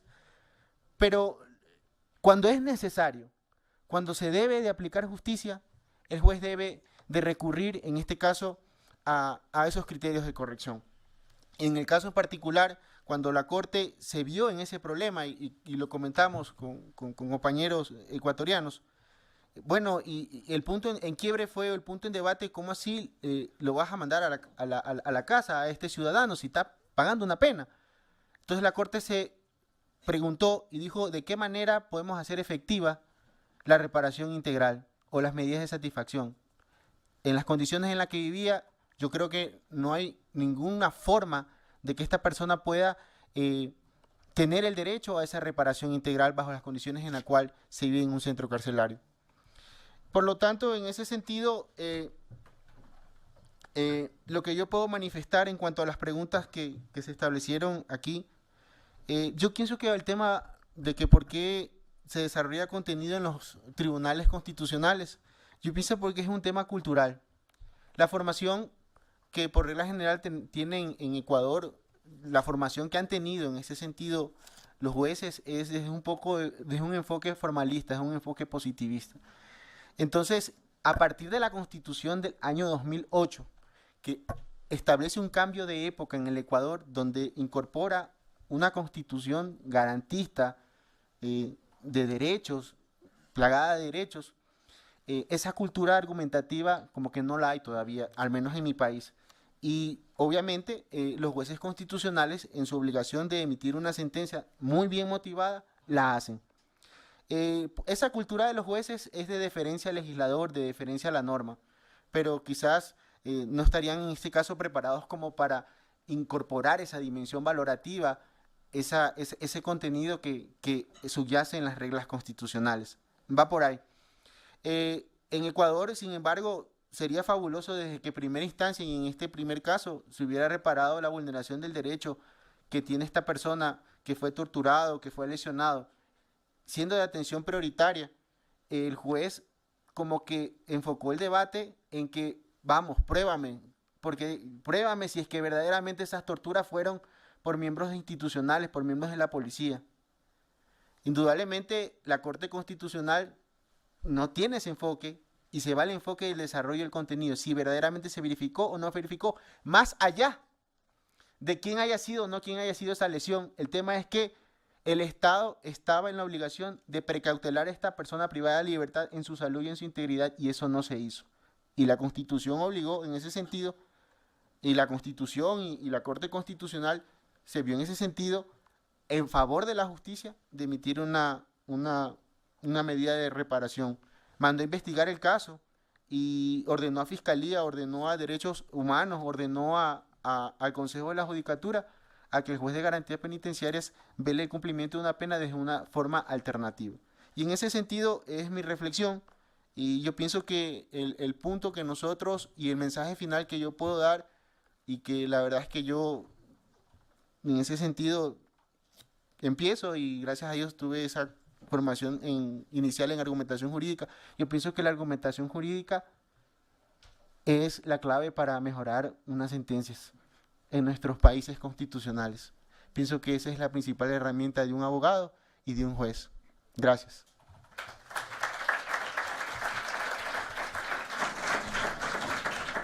Bien, lo que ha dicho su compañero, esencialmente coincido y creo que coincidiremos todos. El tema de la justicia es una empresa cooperativa, es una empresa del legislador que tendría que abrir las suficientes vías para que los derechos tuviesen no solamente contenido, sino eficacia. Es una empresa cooperativa en la que participan, dijimos hace unos momentos, los abogados litigantes que con su inventiva, con su ingenio, permiten hacer llegar los insumos a los tribunales, y es una empresa cooperativa donde los tribunales, con argumentación jurídica, entre otras cosas, son capaces de dictar sentencias que pues decidan lo que tienen que decidir. Otro tema importante que se tocó acá en esta intervención es el de la educación. No podemos tener más ni mejores jueces si mantenemos los sistemas de educación, la educación jurídica como la hemos tenido, como la hemos concebido y como se sigue concibiendo en muchas de nuestras escuelas de derecho. Es un problema en México, me imagino que debe ser un problema en los lugares de donde nos visitan. Salud. Bien, es el turno ahora de escuchar a Ileana Moreno Ramírez. Por favor, el caso. Dentro del todo, 5 minutos más, pero queremos saber el otro caso.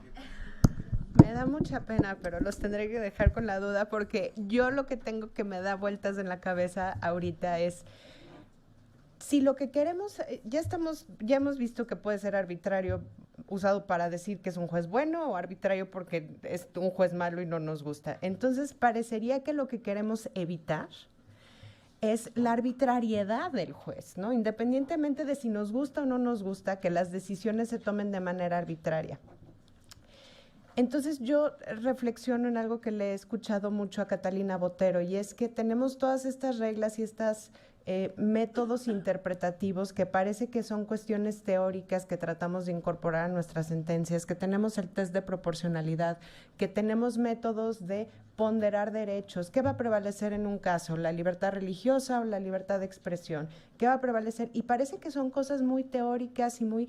Pero en realidad no solamente se trata de métodos interpretativos, sino que son límites a la arbitrariedad del juez.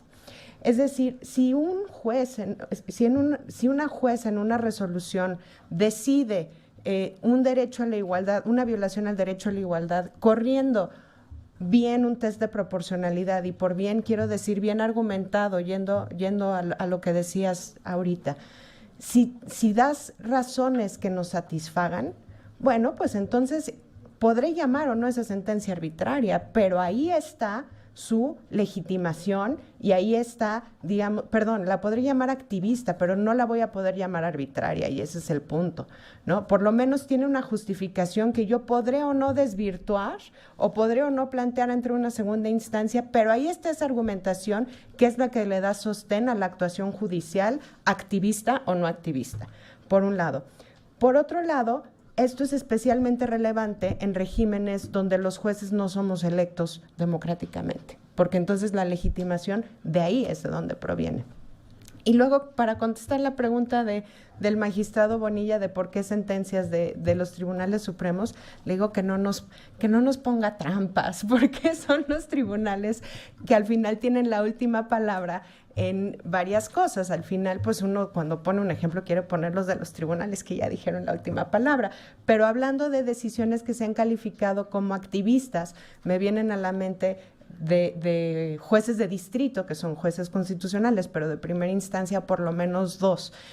Una de un caso que se conoce como caso Mininuma, porque es una pequeña comunidad muy retirada, muy alejada, y donde al final el juez lo que determinó, y fue en primera instancia, determinó fue que se construyera un centro de salud en la comunidad. Esta determinación, además de proteger derechos económicos, sociales, culturales, el derecho a la salud de la comunidad que no tenía centro médico, pues fue un parteaguas en el sentido de que no es común, o por lo menos cada vez es un poco más común, que en las decisiones judiciales se ordenen medidas como esta. Construye un centro de salud, más allá de si estás violando o no el derecho, yo te ordeno que construyas o no el centro. ¿Esto es activista, sí o no? Bueno, pues ya dependerá de quién lo está viendo y de quién lo está valorando. También la semana pasada un juez de distrito ordenó a una autoridad que construyera una escuela en Oaxaca, porque la escuela que había anteriormente se había dañado con motivo de los sismos de hace un año, y además le ordenó que mientras que construía la nueva escuela, tenía que construir unas aulas provisionales que fueran dignas y que tuvieran los servicios mínimos básicos para que se pudiera llevar a cabo la educación de los menores en esa comunidad. Entonces, bueno, yo, y coincidiendo con lo que dice el doctor León, me parece que es fundamental la argumentación en las sentencias, porque al final esto es lo que va a darle solidez o no a una determinación, al margen de si se califica como activista. Gracias.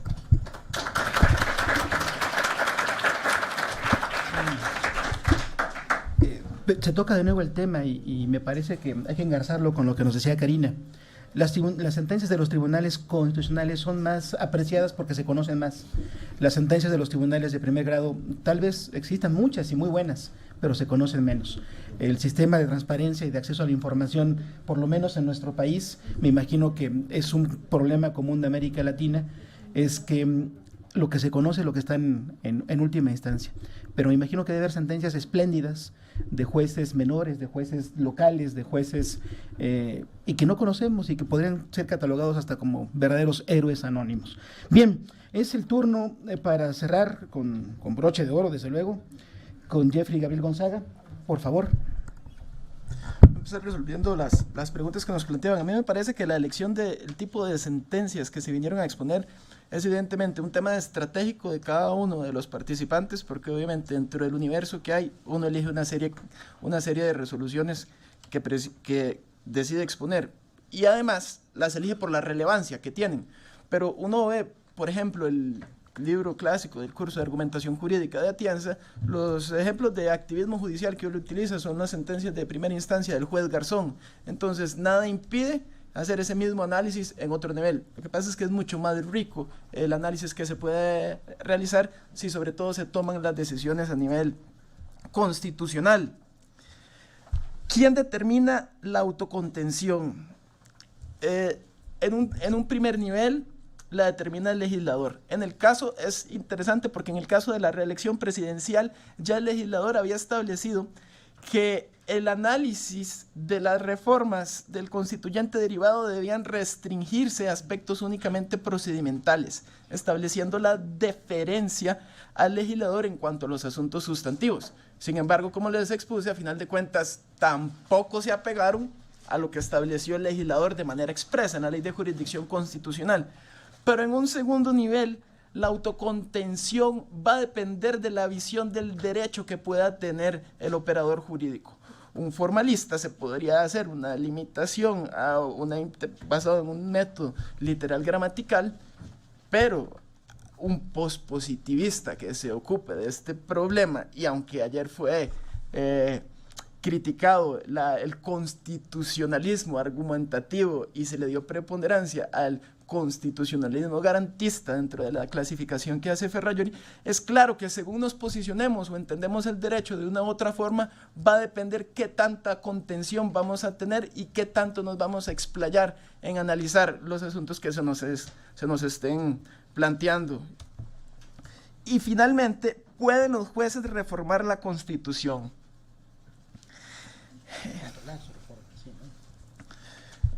A mí lo primero que se me viene cada vez que hablamos de reformas de Constitución es la fórmula de Radbruch, y me recuerdo del ejemplo de la autorización que se le dio a nivel legal de la posibilidad que tenían dentro del régimen nazi de disparar a aquellas personas que trataran de cruzar la frontera. Entonces, lo que está en cuestión es si efectivamente habrán supuestos extraordinarios en los cuales el juez puede analizar esa inconstitucionalidad. Y yo quiero tomar un aspecto que resaltaba Iliana, y es que lo importante es la justificación. Entonces yo haría una diferencia. Bueno, existe un activismo que prima facie, digamos, no está bien, pero también existe un activismo justificado. Y ese activismo justificado se presentaría en los supuestos en que la decisión implica perder la validez material del todo el sistema normativo, como sería, por ejemplo, la inclusión de ese ejemplo que ponía Radbruch a nivel constitucional. Y para cerrar, quisiera hacer referencia a algo que me caló en cátedra Alessandro Barata alrededor del año 2012, y era una frase que decía Emiliano García. Él decía que la Constitución eran cadenas que nos poníamos en momentos de lucidez para no matarnos en momentos de locura. Pero al hacer el análisis de si podríamos o no controlar esas reformas constitucionales, agregaría que habría que tener cuidado de no morir encadenado pensando que eso es un fin en sí mismo.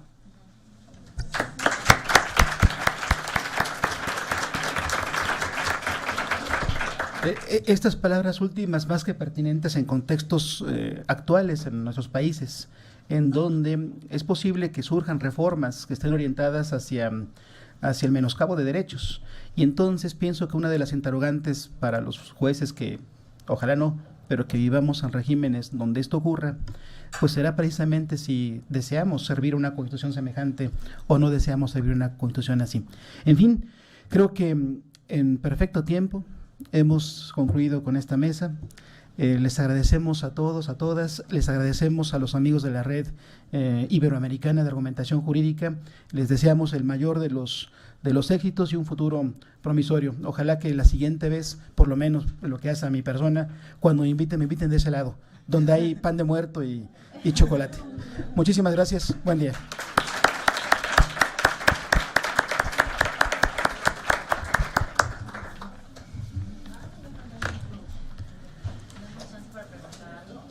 Desde luego.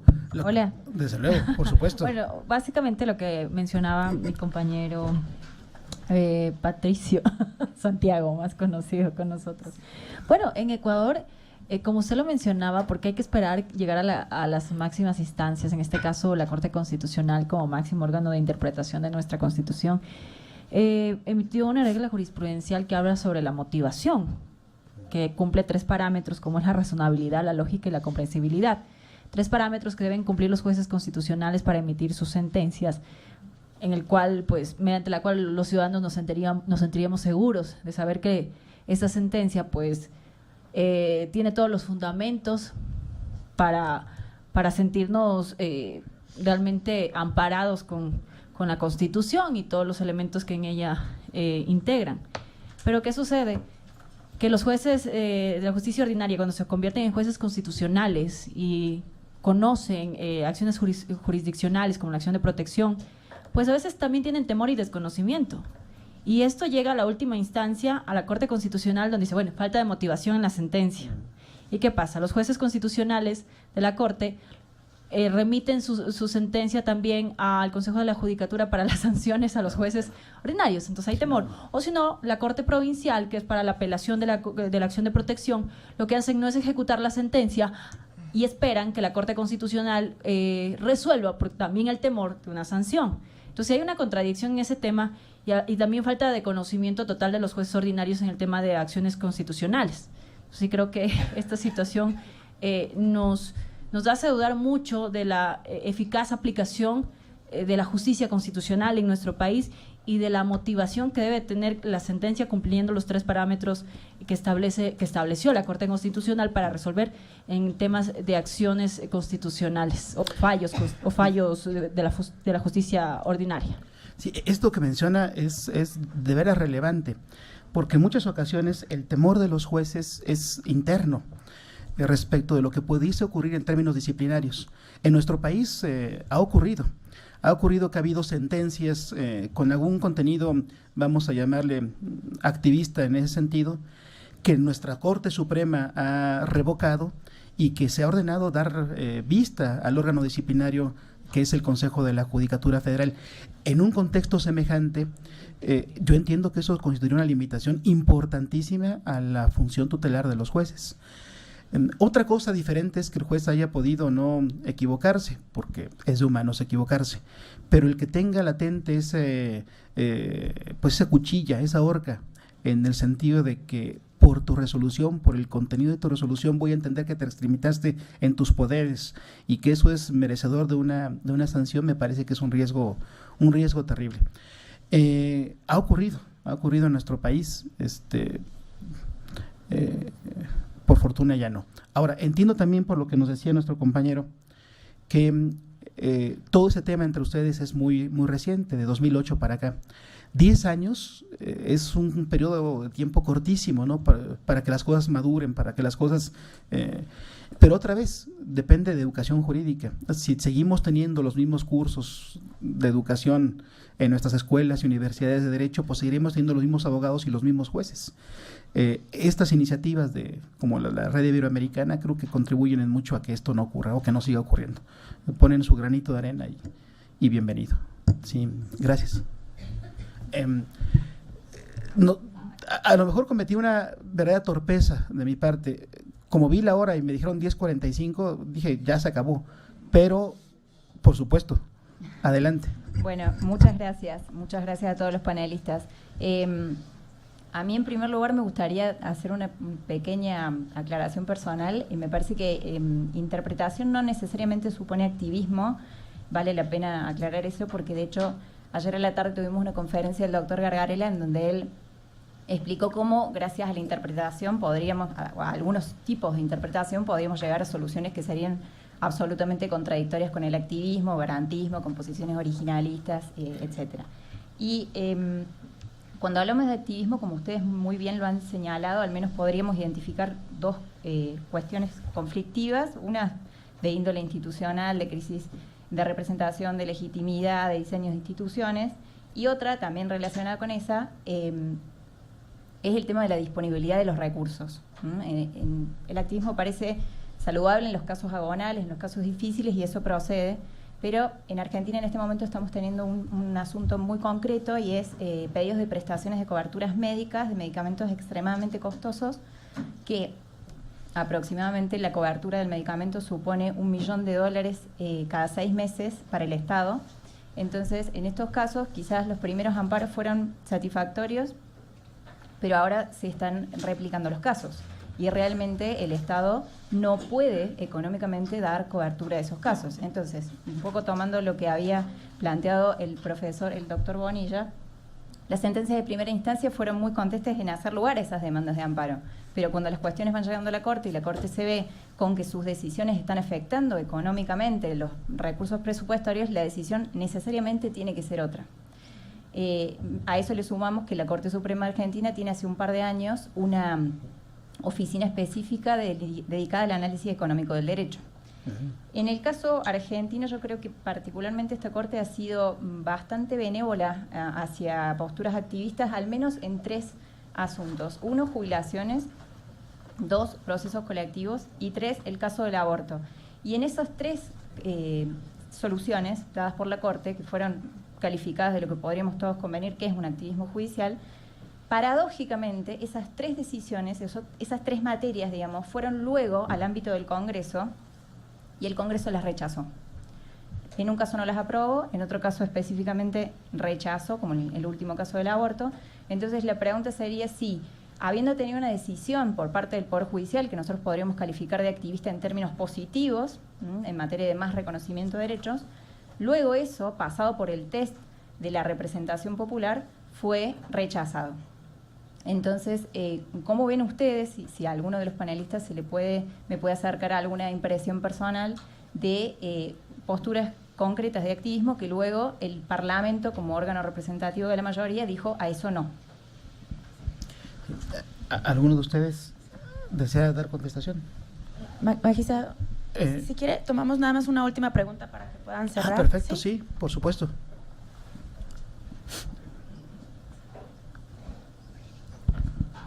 Gracias. Sí, voy a tratar de ser breve. De las exposiciones surge que hay casos, digamos, podemos hablar de activismo en sentido peyorativo o hablar de activismo legítimo, y legítimo finalmente es una cuestión terminológica. Pero de las exposiciones es como que uno queda con la intuición de que en ciertos casos cierta posición, llamémosle progresista o valiente de los jueces, pareciera legítima, y en otros casos, como el que mencionaba Jeffrey de la reelección, pareciera que no es legítima. Y uno, digamos, lo que yo me quedo pensando, y esa es la duda que quisiera ver cuál es la reflexión de ustedes, es cuál es la línea, ¿no? Porque en algunos casos pareciera que se avanza en un entendimiento, en una interpretación del derecho conforme a los valores constitucionales, y en otros no, pero sin embargo en todos los casos se argumenta de alguna manera a partir de la Constitución. En el caso que mencionaba Jeffrey de la reelección, había una cuestión de unos 20 días, de una cuestión, pero había también un argumento sobre igualdad. Entonces, podría decir más cosas, pero no quiero extenderme en el tiempo. La pregunta es esa, es decir, ¿dónde verían ustedes el límite o por dónde pasaría la reflexión? Tal vez no el límite preciso, pero es una cuestión de ser conteste con los valores constitucionales, de ser una decisión conteste con el consenso político del momento, o una decisión que sea materialmente cumplible. ¿Por dónde pasaría el límite entre una postura activa, legítima o ilegítima? Eso. Bien. ¿Alguno de ustedes quiere hacer uso de la palabra? Sí, por favor. Respecto de tu pregunta sobre la relación entre el Poder Judicial y el Legislativo, yo creo que no era la consigna un poco de la mesa, pero ahí hay un peligro latente, ¿no? No un peligro, un equilibrio a veces más estable y otras veces más inestable entre cuanto más lejos llega el Poder Judicial en ciertas cosas, existe el riesgo de tener, de enfrentar límites por el Poder Legislativo. Yo creo que, o por el Poder Ejecutivo también. Yo creo que eso es parte de una dinámica insalvable, que es parte de la dinámica entre los poderes, y que habrá mejores momentos y peores momentos en este punto, ¿no? Con congresos más alineados o poderes judiciales con preferencias más cercanas a la de los congresos, no veremos estos retrocesos y cuando hay mayor distancia entre lo que están planteando los jueces y las preferencias de los congresos, podremos ver esta distinción. Pero yo creo que ahí también tiene que ver con contextos y cómo se distribuyen un poco las preferencias. Y respecto a los recursos, ciertamente en derechos sociales, pero bueno, no solo en derechos sociales, pero en derechos sociales, claramente uno de los puntos es bueno, ¿qué tanto una decisión judicial, a quién afecta una decisión judicial donde, por ejemplo, se establece que una parte muy importante de la bolsa de recursos del Ministerio de Salud se tenga que otorgar a una persona o a 2 personas o a 3 personas, y qué sucede con el grupo de personas, con otros grupos más amplios de personas? Yo creo que todas estas son asignaturas. Son problemas que estamos enfrentando cuando hay posiciones un poco más activas por parte del Poder Judicial, y que, yo no tengo una respuesta, lo reconozco como problema y me parece que tenemos que seguir indagando y tenemos que entender mejor qué tipos de problemas estamos enfrentando y cuál es la magnitud, ¿no? Ahí me quedo. El tema que se menciona sobre el costo de los derechos evidentemente es importantísimo. La experiencia judicial no es una experiencia acostumbrada a hacer ese razonamiento de implementación de políticas públicas, de relación costos-beneficios y de relación de pago de pesos, pues, de dineros. Me parece sumamente interesante esto que menciona en cuanto a la existencia de una oficina de análisis económico del derecho dentro de la sede misma del tribunal, porque pareciera ser que es exactamente algo de lo que los jueces carecen, esa comprensión del fenómeno político, del fenómeno social, del fenómeno económico. Y como bien se ha dicho, los derechos cuestan. El mismo hecho de mantener un tribunal cuesta. Sí, es cierto, es el ejercicio de un derecho, el derecho a la tutela judicial efectiva, pero tener un tribunal significa tener jueces, tener oficiales judiciales, tener instalaciones, y parece ser que eso no se ve, que eso no está contando, pero cuenta, y cuenta bastante. Otra vez creo que eso hay que tenerlo como un problema. ¿Cuál sea la solución? Es algo muy complicado, muy complejo, y que seguramente requerirá de lo que nos puedan suministrar otras disciplinas más allá de la meramente jurídica. En cuanto a cómo fijar ese límite entre activismo bueno y malo, creo que de alguna forma lo que hemos dicho es que a lo mejor es un falso debate. A lo mejor de lo que tenemos que cuidarnos es de que haya jueces que, queriendo ser activistas para un lado o para otro, acaben emitiendo sentencias arbitrarias, o como dije en mi exposición, sentencias que complejicen más la vida social antes que servir de cauce para soluciones, o de sentencias que, queriendo ser activistas, lo que hacen simplemente es mera retórica, aderezando las consideraciones con exposiciones que no tienen ningún sentido práctico, ningún beneficio de utilidad. Entonces, a lo mejor es un falso debate, en tanto usted no sea un juez arbitrario, porque no cometa ninguno de estos pecados a los que nos hemos referido. En tanto usted no sea un juez complicado, porque sus resoluciones brinden utilidad y resuelvan las cosas que se le plantean efectivamente, y en tanto cuanto usted no sea meramente retórico en sus consideraciones, a lo mejor ya no tiene mucho sentido hablar de un juez activista o no activista, sino de jueces, vamos a decirlo así, buenos y jueces malos. Esa sería mi reflexión en cuanto a este punto. Gracias. ¿No? ¿Algo más? Perdón, Santiago quiere hacer uso de la palabra. O sea, sí. En el Docs hay un artículo del profesor Jesús Vega donde habla sobre los límites de la actividad jurisdiccional en las diferentes concepciones del derecho. En la concepción formalista, el límite está dado en la regla. En la concepción neoconstitucionalismo no hay límites, el juez tiene que aplicar los derechos constitucionales, pero ya en esta nueva postura del derecho, como es la concepción argumentativa, el juez básicamente en los casos difíciles establece que requieren una solución diferente. La respuesta no está en la regla. Entonces, ahí como que el límite sería, en este caso, de que el juez establezca a través de esa práctica jurisdiccional, esa función correctora que tiene el juez.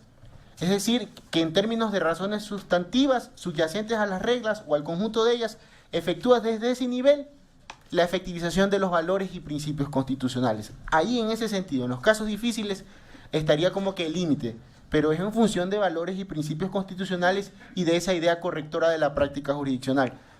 Creo que cuando preparamos, en este caso, la ponencia, y lo soy honesto, lo preparé con la abogada Daniela Chávez, que también es parte del máster en argumentación jurídica, establecimos de que efectivamente hay casos donde la respuesta no está en la regla y consecuentemente el juez constitucional, el juez de argumentación, debe dar esa función correctora en apego a la justicia. Entonces el límite sería siempre los valores y los principios constitucionales universalmente aceptados.